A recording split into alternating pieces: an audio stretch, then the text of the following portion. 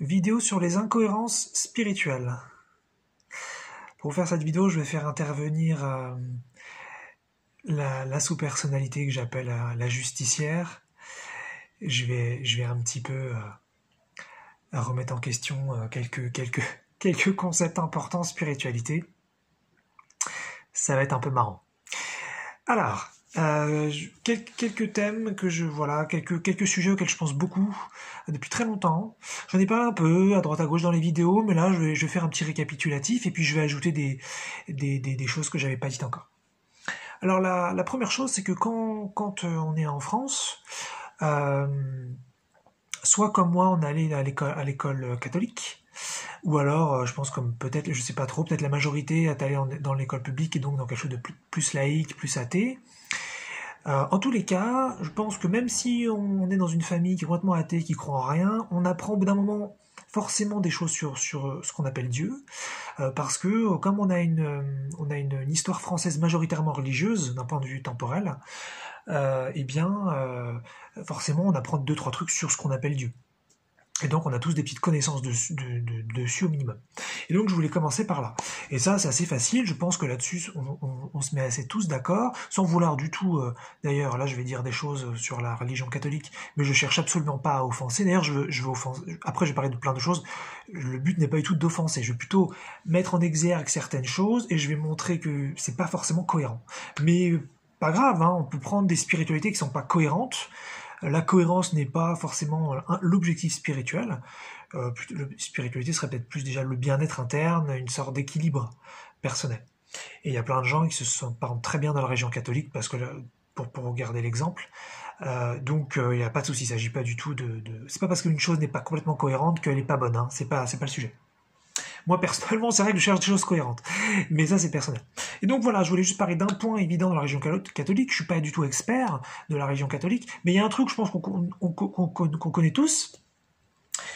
C'est que, donc, ce Dieu qui est à l'extérieur de nous dans la religion catholique, eh bien, à la fois, il est amour, et à la fois, il est colérique. À la fois, donc, on doit l'aimer, mais on doit aussi le craindre. Voilà, il nous aime et on doit le craindre parce que, voilà, il nous aime et il peut aussi nous punir. Voilà, et ça c'est déjà le premier point qui est je trouve assez tordu. Alors, je fais intervenir la justicière, donc je vais un petit peu y aller fort, mais c'est la sous-personnalité qui veut ça. Donc voilà, un petit peu tordu, un petit peu malsain en fait. Et puis ça va expliquer aussi beaucoup finalement de relations sur Terre entre les humains.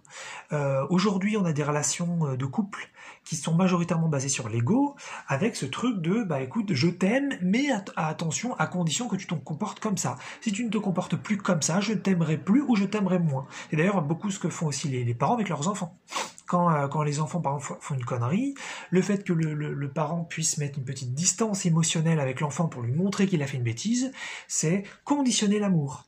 C'est de dire, écoute, je t'aime, mais comme tu as eu ce comportement, je t'aime un peu moins. Alors, en général, ce que font les parents, c'est dès que l'enfant il s'est excusé ou il essaie de se faire pardonner, après, les parents reviennent au comportement initial, d'amour constant, de sécurité constante. Mais on joue, l'amour devient une sorte de ressource, une sorte de moyen par lequel on va jongler et on va essayer d'obtenir des choses dans la relation. Et c'est comme ça qu'on a des jeux de pouvoir dans les relations. Donc moi je trouve ça assez malsain, assez toxique. Mais c'est notre façon de voir les relations pour l'instant en Occident, quand même en bonne majorité.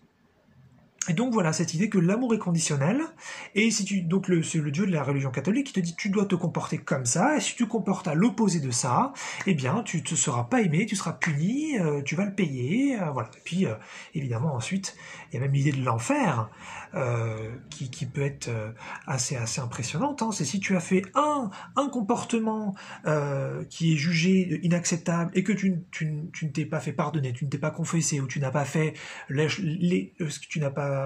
tu n'as pas fait les choses qui étaient critérisées pour pouvoir supprimer la mauvaise action, alors ce sera pour l'éternité une souffrance horrible. Bon.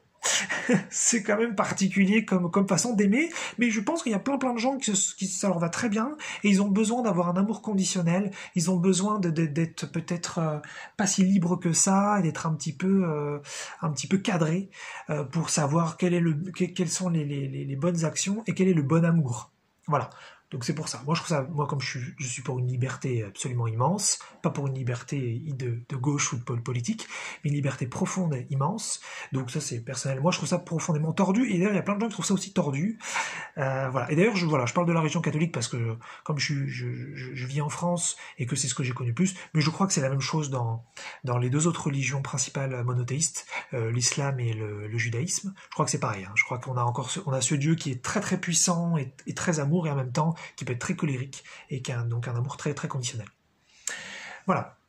Donc ça nous amène ensuite sur justement l'idée de l'amour inconditionnel qu'on retrouve en spiritualité laïque, en spiritualité émergente, ou moi ce que j'appelle tout simplement la spiritualité au sens général. Et ça, c'est vraiment une idée qui est très très très belle en fait, parce que on dit qu'au contraire, le Dieu déjà il est partout, il est pas à l'extérieur, c'est toi, c'est à l'extérieur de toi, c'est tout le monde, c'est toutes les choses, c'est tout ce qui est, avec des traits d'union entre chaque mot, ce qui donne une autre définition de Dieu à tout ce qui est. Et on va dire que bah justement, en fait, peu importe les comportements que tu as, tu seras toujours aimé pour l'éternité, tu ne peux pas ne pas être, c'est impossible, tu ne peux pas être séparé du divin, donc il ne peut que s'aimer lui-même, et donc voilà, c'est un amour constant, constant, constant, constant, constant, constant. Et au-delà du fait qu'on l'expérimente même pas forcément, en tout cas c'est le cas, et c'est ça qu'on essaye de rejoindre, qu'on essaye de conscientiser. Donc, quand on apprend ça, franchement, moi je trouve ça détend beaucoup, et ça me semble déjà beaucoup moins toxique, beaucoup moins tordu que cet amour conditionnel avec de la colère et de la punition qu'on peut trouver donc dans les religions a priori monothéistes.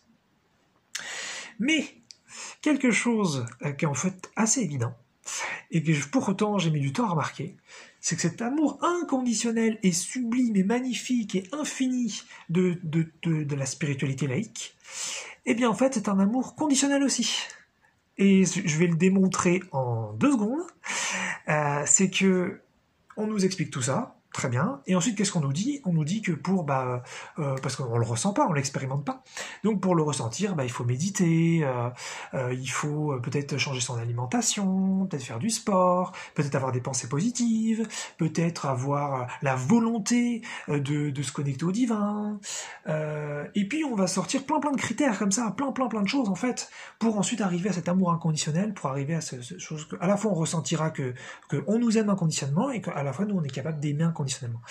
Mais tout ça, si c'est des conditions pour atteindre l'amour inconditionnel, c'est donc bien un amour conditionnel.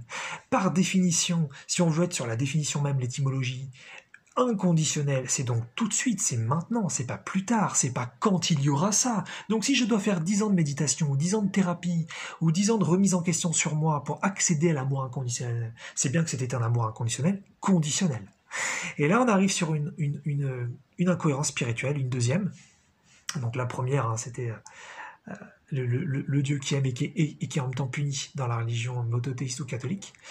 Et là, on a sur un amour inconditionnel, conditionnel, ça veut dire qu'il va falloir respecter des conditions pour pouvoir atteindre cet amour inconditionnel. Et ça, déjà, pas terrible. Ça met un gros coup dans tout ce qu'on trouve en spiritualité, toutes les références qui peuvent être connues autour de ça, parce que ça c'est manifeste, je l'invente pas, c'est pas moi qui sors une théorie, c'est par définition c'est ce qui est dit. On vous aime inconditionnellement, mais vous pouvez pas le ressentir, il va falloir faire des choses pour ça. Donc il y a condition. Voilà, donc il y a condition. Quand c'est inconditionnel, c'est comme l'air qu'on respire, c'est comme la lumière du soleil, c'est tout de suite. Il n'y a pas des conditions à faire, il n'y a pas des conditions à remplir pour pouvoir vivre ça. Donc ça, je trouve ça très intéressant parce que en fait, on se mord un peu la queue avec ce genre de modèle. On se dit c'est magnifique, c'est inconditionnel et donc je vais faire des choses pour. Mais si c'est inconditionnel, tu devrais l'avoir tout de suite. Tu devrais l'avoir dès la naissance jusqu'à la mort. Tu devrais ressentir l'amour inconditionnel du divin. Voilà. Et après, on peut discuter, on peut dire oui, mais c'est parce que y a des parties de toi qui ne le demandent pas. Mais peu importe. Au bout d'un moment, si j'ai pas les parties conscientes qui elles demandent, elles n'obtiennent pas. Donc on est sur le jeu de conditionnel. Et puis après, il y en a qui vont dire oui, mais c'est parce que dans notre société, on a plein de conditionnements, on est quand même vachement branché sur l'ego, et donc ça fait que c'est très compliqué de ressentir ça. Et donc je dis, mais attends, ça veut dire que tu es en train de dire que les conditionnements de la société, bien que très puissants, ça c'est certain, mais ils seraient plus puissants que l'énergie divine. On est en train de mettre, même s'il y a des complots, admettons, les complots les pires sur la société pour nous conditionner à ne pas être heureux et à devoir constamment galérer. Admettons, pire scénario possible. Mais ça voudrait dire que l'énergie divine est moins puissante que ce qu'est capable de mettre en place la société. C'est un total non-sens. L'énergie divine, si c'est un amour inconditionnel, elle traverse toutes les conditions.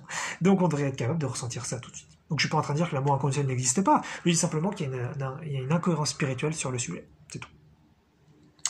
Donc ça nous amène ensuite à un troisième point, d'ailleurs ça nous amène, c'est une petite transition, c'est pas forcément une transition directe, mais au karma.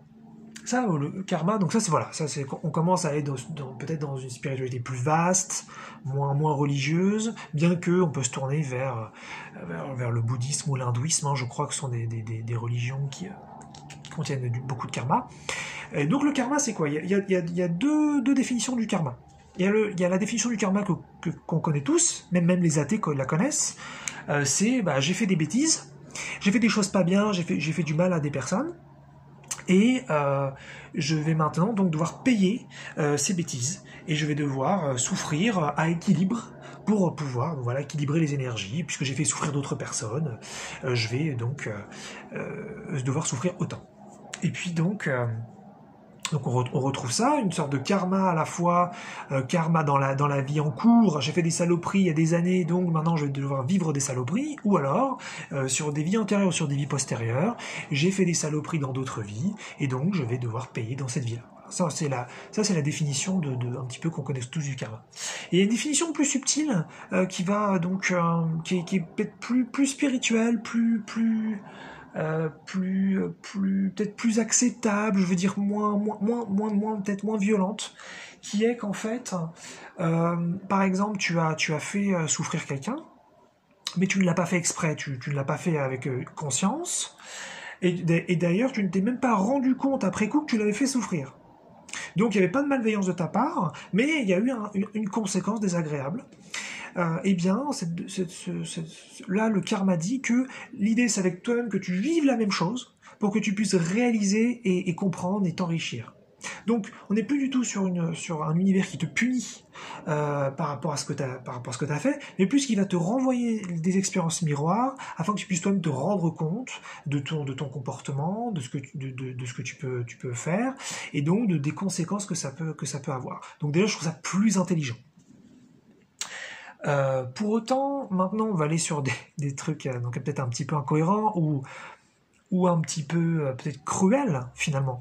Moi je trouve l'idée du karma profondément cruelle, parce que on revient déjà, donc la première définition c'est quand même la punition même, hein, donc on est sur vraiment je t'aime mais je te punis, je t'aime et comme tu t'es mal comporté, voilà, tu es puni, et parfois pour des périodes très très longues, hein. Ça peut être des karmas sur plusieurs vies, ça peut être des trucs absolument horribles, hein. Donc ça, je trouve ça déjà très très très bizarre qu'on puisse accepter ça. Après, moi j'ai rencontré des gens, je pense qu'il y en a plein, qui disent ah bah oui, ma vie c'est de la merde, mais parce que en fait j'ai dû faire des saloperies dans la vie d'avant, et donc bah c'est normal que cette vie-là ce soit comme ça. Ça horrible de penser comme ça, vouloir accepter une punition comme ça, mais c'est absolument inhumain, c'est inconcevable, surtout qu'en plus, nous, admettons que ce soit vrai, admettons que le karma existe, et qu'on soit donc puni dans cette vie pour les choses qu'on a fait dans cette autre vie, mais ça n'a même pas de sens. C'est ça, là on a une vraie incohérence spirituelle. L'intérêt d'une punition, l'intérêt je suis vraiment en mode justicier, l'intérêt d'une punition, c'est bien qu'on a fait une bêtise, on sait qu'on a fait une bêtise, ou alors quelqu'un nous le dit, dis donc, t'as fait une bêtise, pour ça tu vas payer. Bon, on n'est peut-être pas d'accord avec le fait d'être puni, mais au moins on est au courant de la bêtise faite, et on sait pourquoi on est puni. Peut-être pas d'accord avec la punition, mais on sait pourquoi on est puni. Et donc si ensuite on peut éventuellement même progresser dans ce système de punition, puisqu'on dit ah ouais effectivement j'ai fait telle bêtise, j'aurais pas dû, in fine voilà ce qui m'arrive, ok ça fait sens, bon d'accord, je comprends, je recommencerai pas. Mais là, on se taperait du karma, on se taperait des punitions gigantesques, mais pour des choses dont on n'a même pas conscience. Ça veut dire que vous aurez été peut-être un meurtrier, un violeur, une saloperie comme pas possible dans une autre vie, et là, dans cette vie, vous n'êtes pas du tout conscient de ça, vous avez aucune connaissance de ça, et vous serez puni pour quelque chose dont vous n'avez pas conscience. C'est complètement dingue. C'est même pas de la punition, on est sur de la cruauté. Puisque comment est-ce qu'on peut apprendre en pensant qu'on n'a rien fait de mal? Ce serait complètement fou. Et puis cette idée, donc cette deuxième définition, où là ce serait différent, c'est parce qu'on fait des choses et on ne se rend pas forcément compte de l'impact que ça, et donc l'univers va nous renvoyer des expériences similaires pour qu'on puisse justement se rendre compte. Même ça, il n'y a pas de communication directe avec nous, on n'est pas consulté, on nous demande même pas notre avis, et puis on nous informe pas. C'est que là, je vous le dis que parce que peut-être vous avez accompli quelque chose qui a une conséquence désagréable dont vous n'avez pas eu conscience, et donc maintenant vous allez vivre la même chose, mais pareil, on n'est pas au courant de la chose forcément qu'on a faite avant. Il y a plein de gens qui se rendent pas compte qu'ils ont fait un truc à quelqu'un et que maintenant ça leur arrive à eux. Moi, je rencontre des gens et ça m'arrive très souvent parce que je les connais un peu et donc, j'apprends à les connaître un peu et donc ensuite je me rends compte qu'ils ont tel comportement et qu'ils font tout le temps la même chose à certaines personnes qui est pas forcément agréable, mais ils le font pas avec malveillance, ils le font pas avec conscience. Je vois bien que parfois effectivement, il leur arrive des trucs similaires et ils s'en plaignent et ils se rendent pas compte qu'ils le font. Il y a plein de gens comme ça, et moi sans doute dedans aussi. donc on est sur une incohérence spirituelle. Comment est-ce qu'on peut progresser par ce genre de choses si finalement on sait pas d'où ça vient, on sait pas pourquoi, et on n'est même pas consulté pour ça. Bon, pour moi ça tient pas debout, ça tient vraiment pas debout cette histoire de karma. Ça nous amène donc à quelque chose qui va aussi donc aller dans la même lignée, c'est la réincarnation obligatoire. Donc là, pareil, on va retrouver ça dans quelques religions, bouddhisme et hindouisme et sans doute d'autres, et puis sinon c'est quelque chose qui arrive aussi en spiritualité laïque. La réincarnation. Vous êtes dans un cycle de réincarnation, tant que vous l'avez pas fini, en général ça veut dire que vous en avez pour plusieurs centaines de vies, mais bon déjà vous savez même pas celle-là c'est laquelle, ça se trouve c'est la toute première, ça se trouve c'est la dernière, c'est pas grand chose. Et ce cycle va devoir donc se terminer, vous n'avez pas le choix. Donc déjà très très bizarre, hein. La notion de liberté, là on l'oublie, elle n'existe plus, vous devez vous réincarner, vous n'avez pas le choix. Très très étrange. Par rapport à ça, on retrouve cette idée de karma aussi, c'est-à-dire vous avez fait telle chose dans telle vie qui n'était pas ouf, et maintenant vous allez devoir vous réincarner pour vivre les conséquences que vous avez faites dans la vie d'avant, pour voir ce que ça vous fait à vous et que ça puisse être équilibré. Pareil, a priori effectivement de l'autre côté, ça c'est discuté, ça c'est décidé, mais il y a quand même cette notion d'obligation, il y a quand même cette notion d'une âme tyran, une âme cruelle, une âme dictatrice qui vient décider pour les personnalités, et les personnalités n'ont pas leur mot à dire, elles ne sont jamais consultées, on leur demande pas leur avis, c'est quelque chose de très très très très bizarre finalement. Et puis avec une mission de vie que vous choisirez pas, et ce sera celle-ci et pas autrement, et si vous déviez de cette mission de vie, vous serez rappelé à l'ordre et vous serez pas bien, et vous sentirez quelque part obligé d'y aller, alors qu'après on vous dit que vous êtes libre mais que vous l'êtes pas vraiment en fait. Très très bizarre tout ça. Et puis un autre truc très très incohérent qu'on retrouve en spiritualité laïque sur la réincarnation obligatoire, c'est l'obsession avec la Terre. Il y a une obsession en spiritualité avec la Terre. C'est-à-dire que dans la mesure où on est complètement libre, déjà, on a le choix de se réincarner. C'est pas obligatoire. C'est très important. Et ensuite, si on se réincarne, il y a 3 critères de réincarnation. Il y en a peut-être d'autres, hein, mais j'en connais 3. C'est déjà... deux, pardon. Parce que le premier, c'est vous pouvez vous réincarner ou pas. C'est-à-dire que vous pouvez rester dans la dimension non physique et aller dans différentes dimensions. Donc là, vous avez le choix entre plein de choses. Ou vous pouvez retourner dans la dimension physique. Et dans la dimension physique, là voilà, on a donc maintenant 2 critères. Vous pouvez choisir la planète que vous souhaitez, vous n'êtes pas du tout obligé d'aller sur la Terre. Et deuxièmement, il faut choisir l'époque. Donc ça veut dire que vous n'êtes pas forcément obligé d'aller dans le futur proche. C'est-à-dire si là je meurs aujourd'hui et que je dois me réincarner, bon bah je me réincarne dans quelques années. Non, je pourrais me réincarner 1000 ans plus tôt, 1000 ans plus tard. Il n'y a pas du tout d'obligation là-dessus. Donc on a une vraie obsession déjà d'une part. Il faut se réincarner à tout prix. On peut pas rester dans le non physique, on peut pas aller dans d'autres dimensions. Ça, je trouve ça très étrange. Ensuite c'est la Terre, la Terre, la Terre, la Terre. Alors qu'il existe des milliards de planètes où la vie est possible. Et donc on pourrait tout à fait y aller et vivre des choses différentes. Il y a d'ailleurs des planètes qui sont beaucoup moins heureuses que la Terre, donc pas forcément que la Terre où c'est la merde. Et puis bien sûr des planètes où ça se passe super bien. Et puis donc c'est toujours la continuité de l'époque. Il n'y a pas de je pourrais aller à une époque de la Terre où c'est peut-être très heureux. Je pourrais aller à l'époque des Atlantes, à l'époque des Lémuriens, où donc là on est sur des civilisations qui sont terminées depuis longtemps à l'époque où je fais cette vidéo. On pourrait bien sûr aller dans le futur proche qui serait dans quelques années évidemment, mais on pourrait aussi aller pour aller dans 200 ans, où là on serait donc encore dans une époque un petit peu similaire, ou 500 ans plus tôt.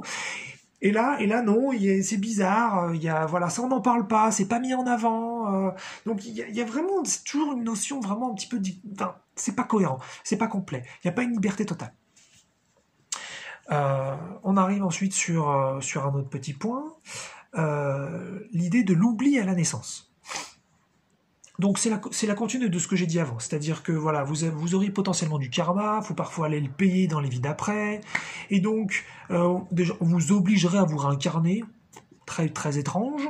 Et ensuite, en plus de ça, la personnalité qui naît, le petit bébé qui sort du corps de sa mère, il a tout oublié. Il a tout oublié, il ne sait pas pourquoi il est là, il ne sait pas qui il est, il ne sait pas où il va, il ne sait rien. Il va falloir, par son intuition très très très fou, qu'il développera potentiellement avec le temps, qu'il se rappelle des petites choses, des petites passions qu'il aurait, des petits intérêts qu'il aurait. On ne sait pas vraiment. Truc qui n'a pour moi aucun sens. Si vraiment on veut vraiment progresser et si vraiment on veut s'épanouir pleinement, il faut savoir qui on est et il faut se souvenir de pourquoi on est là. Et pas forcément attendre 40 ans pour le faire. Parce que parfois on dit que c'est à 40 ans, c'est là où, vers cette zone temporelle, que on se souvient enfin, on se souvient pas directement, mais je veux dire, voilà, on a plus idée de qui on est sur Terre et de ce qu'on veut faire vraiment. C'est complètement ridicule de demander à des personnalités de souffrir pendant 40 ans pour savoir ensuite ce qu'elles veulent faire. C'est vraiment, il y a vraiment beaucoup d'idées comme ça en spiritualité qui sont jamais remises en question, qui sont pour moi des cruautés mais immenses.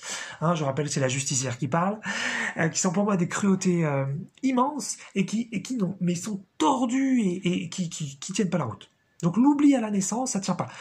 C'est très important aussi de se souvenir des vies d'avant ou des vies d'après pour justement savoir peut-être si vraiment on voulait travailler sur nous et avec le karma tout ça pour savoir ce qu'on a fait, ce qu'on n'a pas fait, qu'est-ce qu'on a déjà vécu, quelles sont les capacités qu'on a, quelles sont les capacités qu'on n'a pas. Ça aurait beaucoup plus de sens d'un point de vue spirituel. Voilà, l'oubli à la naissance, très très étrange. Ensuite, donc justement, on arrive un petit peu à la loi de l'attraction. Comme on a tout oublié à la naissance, on ne sait pas qu'on est créateur. Et on a plein de parties de nous qui sont non conscientes. Et ces parties de nous non conscientes, on nous apprend dans les références sur la loi de l'attraction qu'elles créent. Les parties conscientes créent aussi, mais qu'on aurait a priori 95% de quelqu'un qui n'est pas éveillé qui crée en non-conscience. Donc 5% de conscience, 95% de non-conscience pour les personnes qui ne sont pas éveillées, qui ne sont pas spirituelles. Et là je me dis, mais c'est quand même fou, parce qu'en loi de l'attraction, on va t'expliquer que ce dont tu as peur, tu le crées. Mais ça voudrait dire qu'on passerait notre temps à avoir peur de trucs ou de faire des demandes en non-conscience qui créeraient notre environnement, qui créeraient notre existence physique, sans qu'on s'en rende compte. Donc ça veut dire qu'on a une loi de l'attraction terrestre qui n'est pas cohérente avec notre modèle intuitif humain. C'est-à-dire que nous, en tant qu'humains, on a oublié pourquoi on était là, et on a une loi dimensionnelle qui n'est pas du tout en adaptation avec ça, et qui va faire qu'on va créer plein de choses qu'on ne veut pas du tout, ou que des parties non conscientes de nous veulent, mais comme on n'en a pas conscience, c'est comme si on a le sentiment qu'on ne les veut pas. Et puis ce dont on a peur, on va nous dire, la peur c'est ce qui crée plus, mais je décide pas consciemment de ce dont j'ai peur. Donc vous êtes en train de dire que ce que je ne contrôle pas directement va créer des monstres et des choses horribles dans ma vie. Mais c'est complètement fou comme concept. Et ça, pareil, c'est pas quelque chose qui est remis en question. On a une loi de l'attraction terrestre qui n'est pas du tout adaptée au modèle humain. Et voilà. Donc bon. Pourquoi pas. Donc on crée par la non-conscience sur Terre, donc on n'est pas du tout des créateurs. Très très très très bizarre. On arrive au bout de cette grosse vidéo sur les incohérences spirituelles, avec la justicière qui veut pointer du doigt tout ce qui cloche. Donc on arrive ensuite donc un petit peu sur la continuité aussi, la spiritualité donc non puissante, non créatrice. C'est pour ça qu'on retrouve beaucoup en spiritualité cette idée de lâcher prise, d'acceptation, de faire confiance. Mais ça, c'est pas de la création du tout, ça. Que ce soit une expérience très très belle, de s'abandonner à une énergie plus vaste, plus amour, plus puissante, qui à travers nous va nous donner des envies, des passions, des désirs, et peut-être nous faire créer des choses merveilleuses. Ça peut être une expérience très très belle.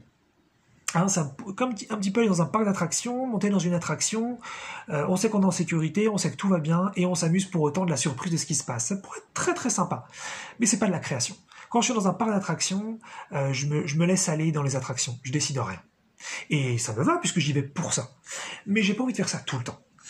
Et donc, ce que cette spiritualité, elle propose, que ce soit d'ailleurs toutes les entités spirituelles qui sont canalisées ou les humains qui canalisent à moitié, juste en parlant comme là moi je le fais, ils ne proposent jamais de puissance créatrice. Ils ne proposent que du lâcher-prise, que de la confiance, que de l'acceptation. Ils ne proposent jamais une recette pour créer consciemment leur réalité, consciemment leur existence physique. Que ce soit pour créer de toutes petites choses, consciemment, ou pour créer de très grandes choses. Il n'y a jamais de recette proposée. En tout cas à ma connaissance. Peut-être que c'est ce que j'ai manifesté pendant des années parce que des parties de moi ne voulaient peut-être pas créer, peut-être. Mais en tout cas, voilà, je n'ai vraiment pas entendu ça et je me rends compte de cette incohérence aussi où d'un côté il y a un discours qui parle de puissance, de dingue, on pourrait faire des miracles, on pourrait faire des choses incroyables, qu'on a cette énergie en nous, mais que pour autant il n'y a pas de recette pour en faire une technologie spirituelle et donc décider ensuite de comment l'utiliser dans notre quotidien, que ce soit sur des petites choses ou des grandes choses. Il n'y a pas ça. Il n'y a pas une spiritualité qui propose une vraie puissance. Et on revient sur cette opposition étrange qu'on trouve en spiritualité, c'est l'ego versus le divin. Certes, l'ego, c'est un peu un bordel parce que ça fait une expérience de séparation, alors que le divin est censé être l'unité, donc c'est sûr qu'on a une opposition un petit peu manifeste, mais il n'y a pas autre chose que le divin. Il n'y a pas autre chose que l'énergie divine. Donc l'ego fait partie de l'énergie divine. Or, en spiritualité, on nous dit que l'ego, lui, veut contrôler, il veut décider, et que justement, il faut lâcher prise et se laisser aller à quelque chose de plus vaste qui va décider à travers nous. Mais qu'est-ce que c'est que cette opposition bizarre qu'on retrouve partout? On pourrait tout à fait avoir la puissance de décider, avoir la puissance de contrôler ce qui nous arrive, il n'y a aucun mal à ça. C'est encore une idée du péché, et je me rends compte que la plupart des spiritualistes qui sont très puissants, qui sont pas très puissants mais très conscients, pardon, eh bien, ils ont une trouille de leur lumière, ils ont une trouille de leur conscience, de leur capacité de création, de leur puissance créatrice, de la création consciente. Il y a une trouille de décider vraiment de ce qui se passe pour nous dans l'existence. Et je pense que cette trouille, je ne la ressens pas, mais je l'ai. Voilà, je le dis, je ne l'ai pas encore ressenti, mais je commence à comprendre vraiment que je l'ai, parce que c'est comme ça que je manifeste des références comme ça partout. Il y a une trouille de créer consciemment. Et donc c'est pour ça qu'on s'abandonne, on se dit non, on va lâcher prise, on accepte, on fait confiance, mais surtout ne décide pas nous-mêmes. On ne crée pas consciemment nous-mêmes ce qui nous arrive. Non, on ne peut pas ça. Et je pense qu'il y a une vraie peur de la lumière, une vraie peur de la puissance. Et que j'ai aussi, mais que j'arrive pas encore bien à voir, mais je pense vraiment que je l'ai. C'est pour ça que d'ailleurs que ça m'énerve autant ceux qui parlent de ça, parce que c'est des parties de moi que j'ai pas acceptées non plus. Donc voilà, cette idée que soit on est dans l'ego et on décide, on veut tout contrôler dans une énergie malsaine, ou alors on lâche prise, on accepte et on s'abandonne à quelque chose de plus vaste qui va décider à travers nous. Moi, je suis pas du tout d'accord. Pour moi, ça me semble complètement incohérent. Je ne sais pas pourquoi on pourrait pas être dans l'amour inconditionnel, dans une énergie très très forte, et switcher entre, certes, je me laisse aller comme dans un parc d'attractions, et en même temps, par moment, c'est moi qui décide tout, et autant que je veux, et sans limite. Et donc, dernier petit point, on a donc en spiritualité, voilà, on ne propose pas de puissance, on propose de la conscience, et on peut donc finalement devenir très conscient. Moi je me trouve pas mal conscient par rapport à la moyenne, mais je sais qu'il y a des spiritualistes qui vont beaucoup plus loin, qui sont beaucoup plus conscients, mais finalement on peut être très conscient et pas avoir de puissance. Moi j'ai pas de puissance créatrice aujourd'hui dans ma vie, et pourtant j'ai énormément de conscience sur beaucoup de sujets. Donc voilà, finalement la spiritualité qu'on retrouve, elle propose énormément de conscience, et ça fait du bien et c'est super. Donc il faut, moi je dis oui à ça, attention. Hein. Mais je dis aussi attention, ça n'apporte pas de puissance. La conscience, c'est pas du tout synonyme de puissance, c'est pas vrai. On dit souvent qu'il faut avoir de la conscience pour que les choses elles changent, c'est pas vrai. On peut et inversement, ça se voit aussi. Vous pouvez tout à fait prendre quelqu'un de pas du tout éveillé, qui a pas du tout de conscience, mais vous lui apportez une technologie, un téléphone, un micro-ondes, une voiture, il va pouvoir se servir de la technologie, il va pouvoir apporter de la puissance dans sa vie et avoir beaucoup plus de capacité de décision. Pour autant, il n'aura pas gagné en conscience. Donc la conscience, pour moi, et la puissance, c'est deux choses très différentes. Voilà. Et donc, je termine en disant ça, que une spiritualité cohérente, selon moi, c'est une spiritualité qui proposerait donc la liberté de conscience et la liberté de création. Donc la liberté de conscience, c'est accéder à toute la conscience que l'on souhaite, et non pas devoir attendre que la conscience se mette en place avec les années, parce qu'on a étudié des choses, parce qu'on a eu des expériences. Non. Décider, je veux savoir les sous-personnalités qui ne sont pas conscientes maintenant à l'intérieur de moi, je veux qu'elles montent en conscience tout de suite, je veux les rencontrer, je veux qu'elles se concilient avec celles qui étaient déjà conscientes, je veux prendre conscience de tout ce qui est à l'intérieur de moi, ou si c'est infini, alors je veux décider de la quantité que là tout de suite je voudrais voir, et ensuite je veux une liberté de création, donc c'est-à-dire pouvoir créer tout ce que je souhaite, cela sans limite, si la seule condition c'est juste que ça fasse de mal à personne. Alors là, avec plaisir, mais sans limite et à l'infini. Liberté de conscience, liberté de création.